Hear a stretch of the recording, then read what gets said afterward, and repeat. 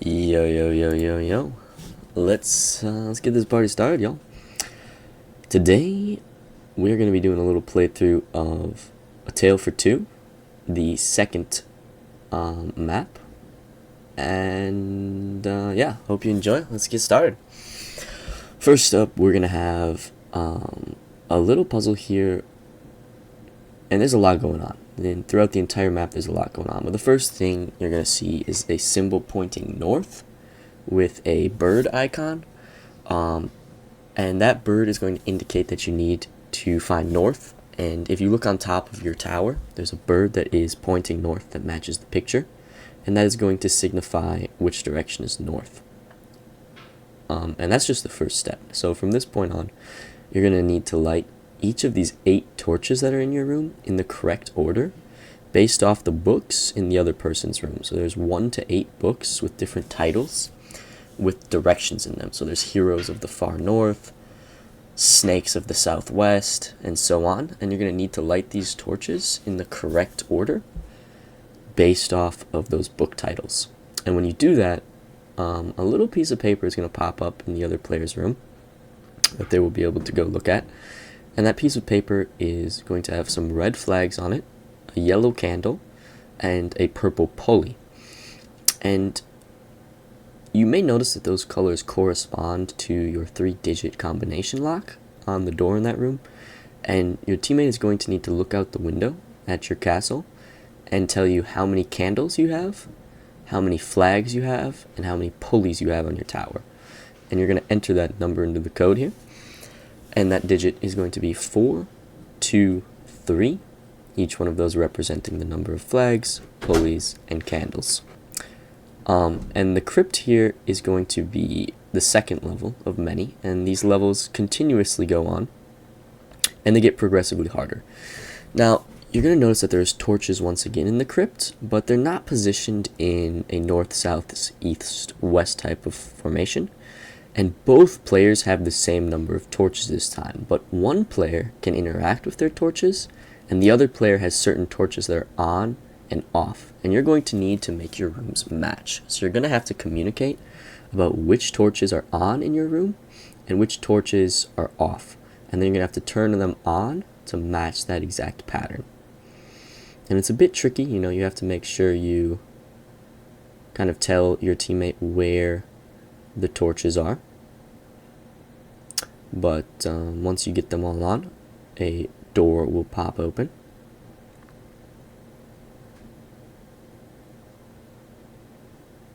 Takes a minute here. Bit hard to communicate about which torches need to be on and which need to be off.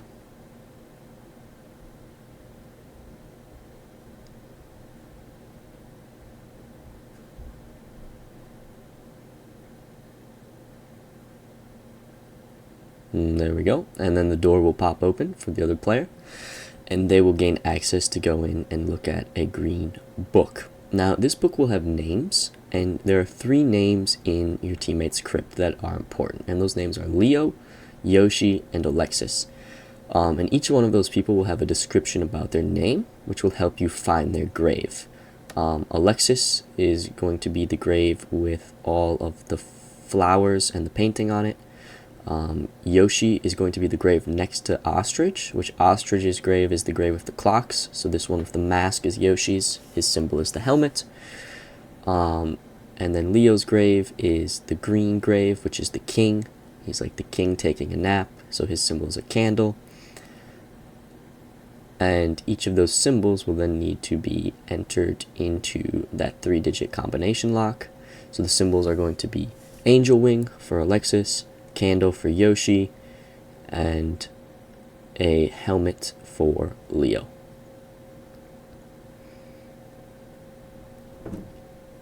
And those do need to be entered in the correct order that their names appear in. So Alexis's name appears first, then Yoshi, then Leo. So it'll be in that order, because there are some duplicate symbols.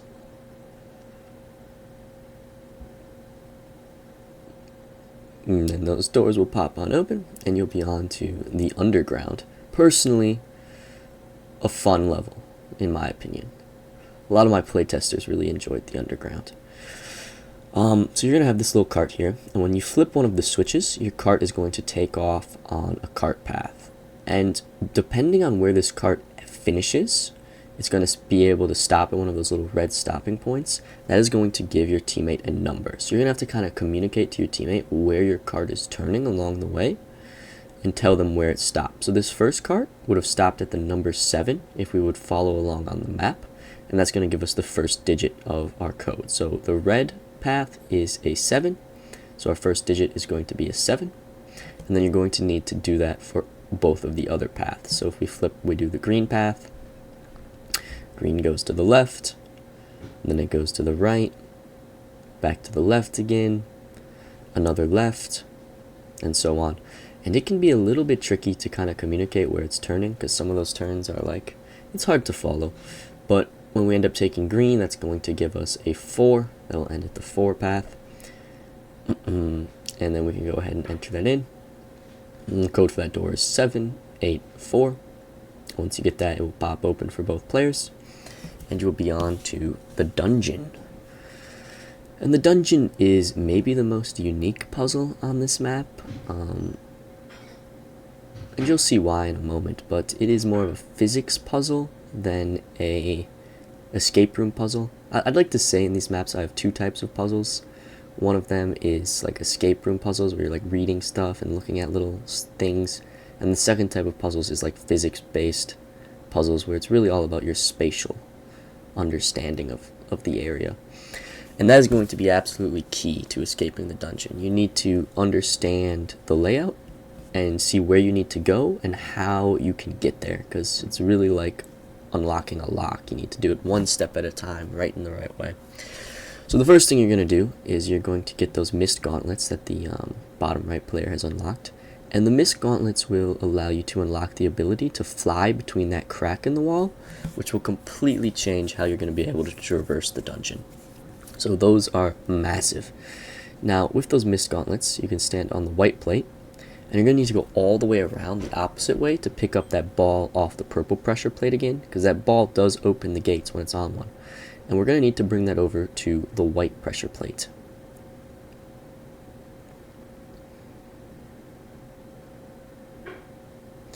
And it's just this little game back and forth with the green and white pressure plates, one after the other. Just, hammering away. And honestly, if you got stuck in the dungeon, well, it's a dungeon. What can I say? You're supposed to get stuck in the dungeon. Seriously, no sweat though. This is a really hard level. So yeah, you stand on that green pressure plate, and then have the ball on the white pressure plate. Actually, you need to go back to the green pressure plate. And you're going to need to get that player to the... There we go. Bring that through, and then you're going to want to put that ball on the blue pressure plate, or you can just leave it in that room. It doesn't really matter. Because we're going to need... The goal is to get that ball to the green pressure plate, because the only way we're going to be able to escape the dungeon is if those green gates both go up at the same time. And the only way we can do that is with the ball on it, because we both need to be able to get out.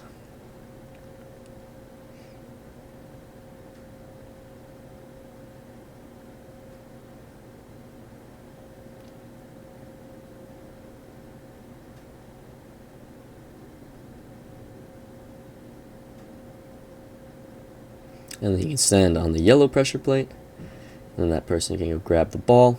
Then we're going to be able to plop that down on the green.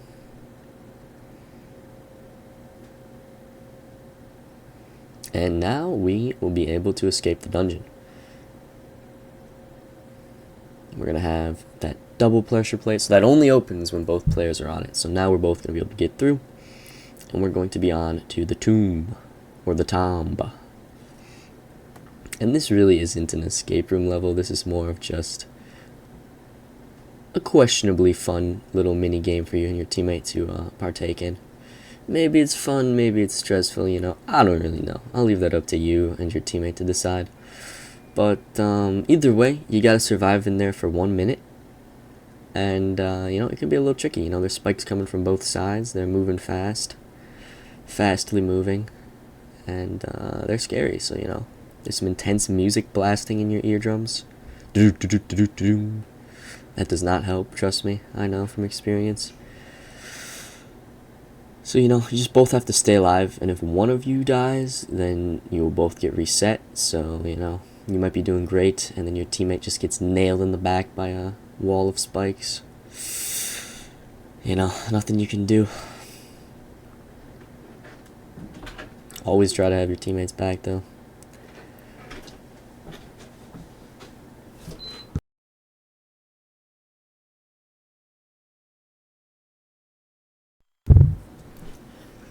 Alright, once you get on to the next level here, you're actually going to get separated when the floor breaks open, and you're not going to be able to go down there, and that is intentional, and that's great, so don't worry, that is not a bug. And you're going to be able to flip that switch and move the player into this little storage closet, and then he's going to have access to turn your elevator up and down. And when you turn that elevator up and down, you're going to want to fly into that little crack in the wall and then raise the elevator back up. Because once the elevator goes back up, you'll be able to hop back in it, and then when you lower it down the second time, you'll be inside the elevator this time, and you'll be able to get into the forge. Now, why that elevator is designed like that, I have no idea. It seems to serve no purpose if you're not a bird, but it makes for an interesting little puzzle. Now, right away, this next level's got a lot going on, but what you're going to look for is this X on the wall, and you're going to need to pickaxe that X. So you're going to need to tell your teammate, hey, there's a giant red X on the wall over here. Maybe you should pickaxe that. And once they're in this little maze, you're going to need to direct them to get up to that red arrow in the upper right-hand corner. But it's not as easy as you might think, because if you break certain blocks, you're not going to be able to get up there. So you need to avoid that first block in front of you, and you actually need to go down, then to the right, then up, back to the left, and then finally to the right again. You'll be able to get into this little chamber with some decoy grenades. And those decoy grenades are going to help you unlock those 4 pressure plates, which will open the doors. So you're going to need to decoy up all 3 of those pressure plates, because you can only spawn 3 decoys at a time. And then your teammate is going to need to be the 4th, and he's going to need to stand on those little pressure plates. Onto the observatory. And this is where the escape room becomes a real escape room. This is where it gets real. This is where the puzzles are not messing around anymore. This is a serious, serious escape room. So the first puzzle is there's going to be a plethora of objects that look nearly identical. There's going to be statues, there's going to be candelabras, there's going to be swords, there's going to be a single goddamn candle for Christ's sakes. And you're going to need to figure out where each one of those items go based off the room. And that happened kind of fast, but if you just slow down and watch it back, there's a spot for each one of those items, and once you get all 5 of them in the correct place, that door will pop open and the observatory will open up. Now, once you get into the observatory, you're going to be able to use those 4 levers that the bottom right player had to spin these lines. You're going to need to spin these lines to try to get them to stop on the correct colored crystal. And the timing can be a little bit tricky on these, because you need them to be stopped directly on the crystal. And like here, me and my teammate were not very good at communicating. We're like, stop the crystal, or stop the line, and he just did not stop the line. Probably my fault on the communication here, but and you do need to get them pretty much right on the crystal, but they should light up relatively easily here. So there's one. We've got the blue one lined up. Then we're gonna go over to the green. Boom, like the green. Then let's get the purple one. Spinny, spinny, spinny. Hit that crystal, no problem. Then we're going to need to do the yellow.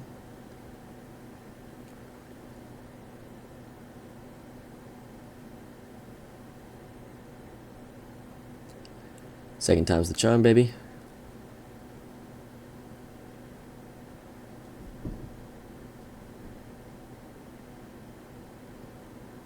Any day now. Oof, third time's the charm, third time's the charm.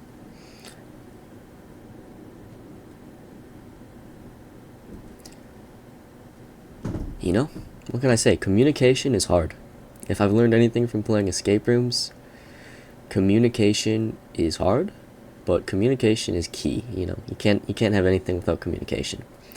So now that you are in the Observatory, you have those symbols that have just popped up. And those symbols are on the table in the bottom right player's room. And those symbols correspond to the 4 symbols in each of the 2 players' rooms. And you may notice that there's these ropes that connect the symbols together. So you're going to need to follow these ropes and be like, okay, this connects to my sun. And then what symbol does it connect to in your room? So you have to follow these ropes, and you'll be like, okay, the sun connects to, I don't know, whatever the sun connects to. The sun connects to the globe. So you'll be like, okay, the sun connects to the globe. Then you're going to need to place a check mark on that grid where the sun connects to the globe. And you're going to need to do that for all 4 of them. So you're going to need to follow the rope, be like, okay, this one connects to this one. So the star connects to the DNA helix. The sun connects to the globe. So on and so forth. The comet connects to the hourglass, and the Jimmy Neutron thing connects to the moon. And once you get all 4 of those checked off, the doors will pop open to what I like to call the ball puzzle from hell. Because it was hell making it, and it is hell playing it. But hopefully it is a fun type of hell. So here is the ball puzzle. And one player controls up and down on this very tedious ball maze, and one player controls left and right. And when you're turning this ball maze, it is a bit tricky, and it is a little bit buggy. You know, sometimes it will bug out here and there. But the main thing is that you try to get the ball to the purple thing, and then once you do get the ball to the purple thing, that will spawn the chains of Hades for the bottom right player, which will be a new item that you guys have to use. And this will be very useful in solving the next puzzle, which is you're going to need to pull a decoy grenade over to that pressure plate, which needs 2 players, because you're not going to be able to get your normal teammate to that pressure plate. But you're going to have to settle for the second best thing, which is a replica of your teammate. And you're just going to need to scope in, swing that bad boy around, and then start pulling him over like a cowboy. Come here, boy. And once you pull him over, the final little door will pop on open, and you'll be able to cruise on up those stairs. And you will have a little symbol that says all the switches turned off or turned on equals the door open. So now you're going to have to rush, and the switches are all on a timer. So you're going to need to turn on all 8 of the switches within 15 seconds. So you're going to need to do the dash and hit all 4 of your switches in both of the 2 rooms as fast as possible. And it shouldn't be too hard to hit that. And once you have all of them lit up at the same time, that door will pop on open, and you will be free from the observatory. And on to the final level, the most difficult level, and in my opinion the most charming level, the theater. Now, the first thing in the theater that you're going to notice is that the show is starting soon. And when the show's starting soon, that means that we need to take our seats. But we're teammates now. Don't forget that. We're teammates until the stars fade. So teammates stick together, and that means we sit together. So you're going to need to sit in the only spot in the entire theater where you can both sit next to each other, which is right there in the second row. And then the curtains will pop open. And the curtains popping open will enable the acts for us. So we will have acts that are now able to play. So you can play these acts, and a little scene will pop up on the stage. But more important than the scene is going to be the music that's playing and the color. So we have a blue scene playing some quiet ambient music. We have a purple scene playing some action music. We have a yellow scene playing some like market music. And then we have a red scene playing some sad, despairing music, you know, some drama. Now, the player in the bottom right is going to have 4 record players that are playing different songs. And you're going to be able to change the color on that record player, but you're not going to be able to change the song. But those 4 songs correlate to the 4 acts that just played. And you're going to need to set the color of that record player to the color that matches the song. So you're going to kind of have to describe what you're hearing and then tell the player what color that song needs to be. So the record player over here, it's playing a little market song. So you're going to need to set that one to be yellow because that matches the music in the yellow scene. As of right now, the props and the stuff that's in those acts is not significant. It's just the music and the color. But keep those in mind for later, because the contents of those acts may be important at a later date. Then that one is going to be purple, because that's the action music from the bridge jumping scene, where you're jumping across that bridge to your teammate. And then this one is going to be the ambient music from the blue scene. And finally, there's going to be the record player in the room with the switches, which that one has the despairing music, and we're going to need to set that one to red. And then once you get all 4 of those set up, the door will pop on open, like so. And you'll have access to be with each other in this little potion room now. Now the first thing you're going to want to do in the potion room, because there's many things you can do, is fill up these potions.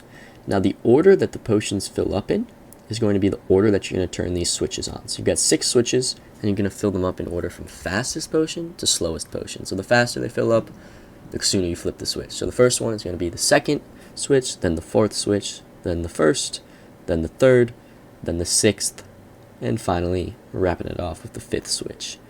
And that will be your little potion puzzle. Now, thankfully, that potion puzzle is not as difficult as the one in the first A Tale for Two map. I tried to keep it simple this time around, but trust me, there's some more difficult puzzles to come.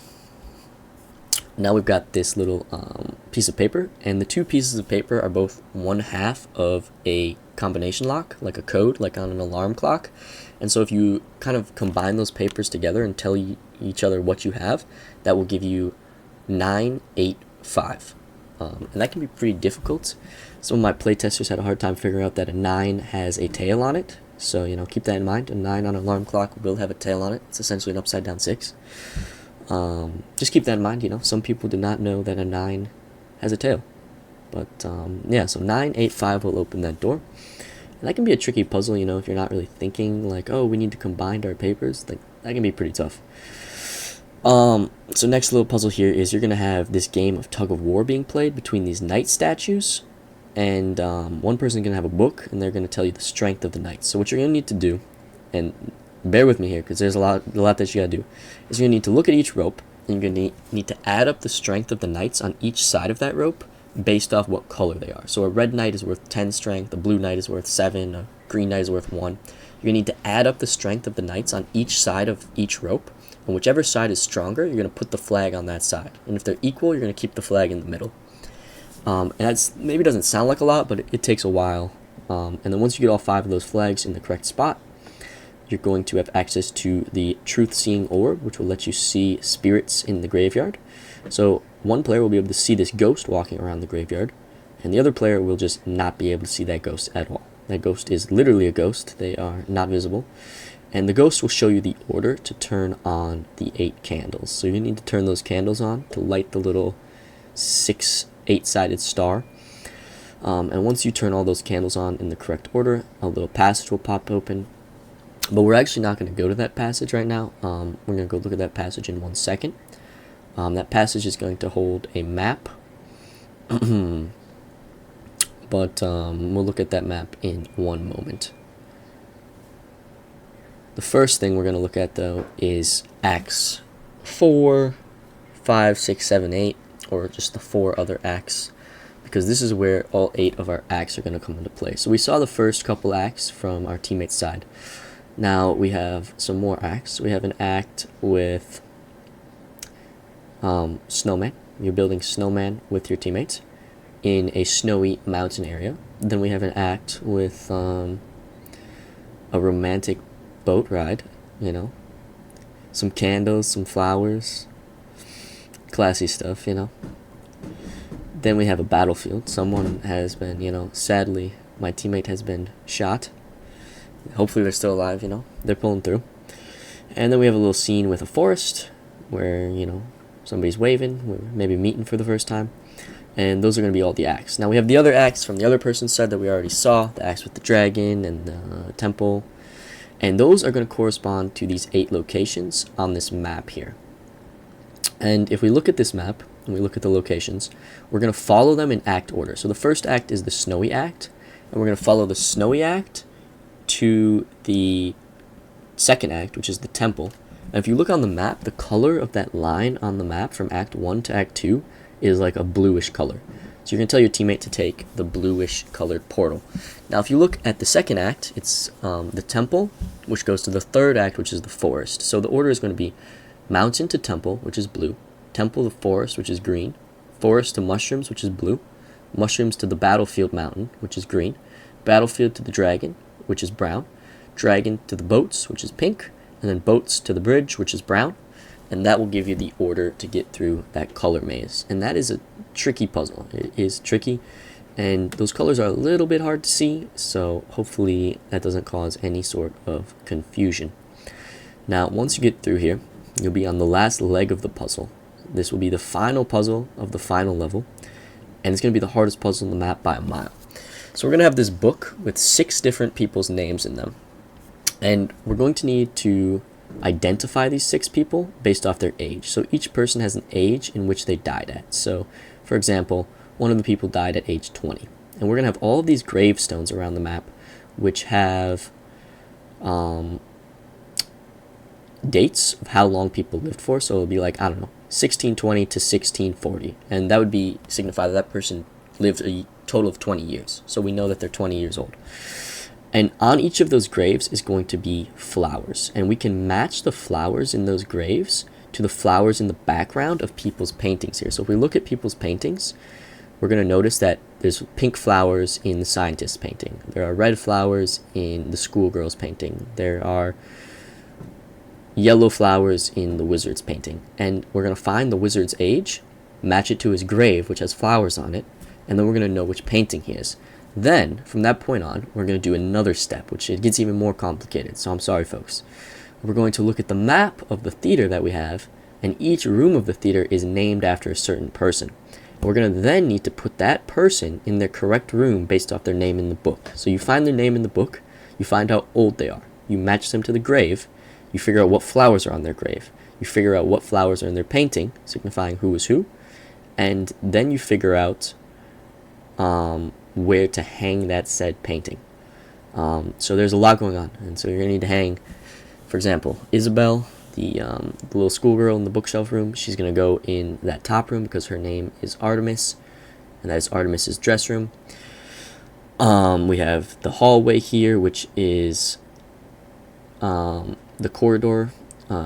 Vesper's theater, gotta hang a Vesper in there. Rowan, he needs to go in his chamber, which is the room with the book. The Sage's Landing is that little entrance room. So it's kind of hard to tell where the rooms are, but you'll be able to figure them out with relatively... Well, once you figure out who's who, it should be relatively easy. But yeah, you just kind of got to read that map and direct your teammate to where they need to place each of the paintings. The wizard goes in the little landing room there.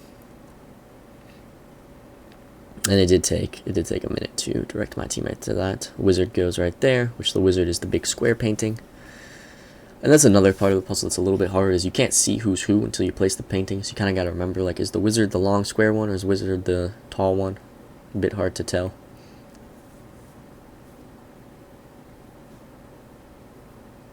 There we go. Got the wizard up. That is Sage. He also looks like a sage, I guess. And then over in this room, we're going to be able to hang Rowan up. Slap that bad boy on the wall.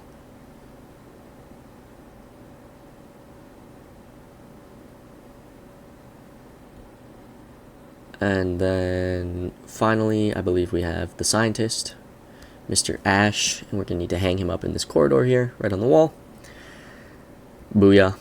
And then once you hang him up, that will be the end of A Tale for Two. Curtains will open, and that is the final puzzle. So if y'all made it this far in the map, honestly, hats off to you. This is by far the hardest escape room I've ever made. Thank you for playing, y'all. If you want your name up on the board, send me a DM on Twitter or respond to my the original post for this map. And congrats to you guys for playing. I hope you enjoyed, and really that's all from me, y'all. Happy holidays. Take care.